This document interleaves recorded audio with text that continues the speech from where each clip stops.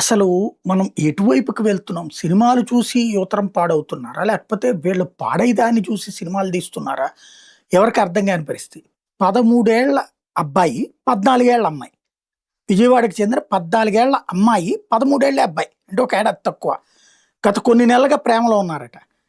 ఏమైందో ఏంటో ఎవరికీ తెలీదు.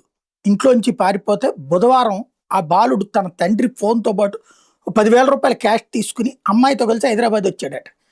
తుక్కుగూడలో రూమ్ కోసం వెతుక్కుంటూ అంటే ఆటో డ్రైవర్ మామూలుగా ఆటో డ్రైవర్లు ఇట్లాంటి దాన్ని బ్యాడ్ చేసేవాళ్ళు ఉంటారు.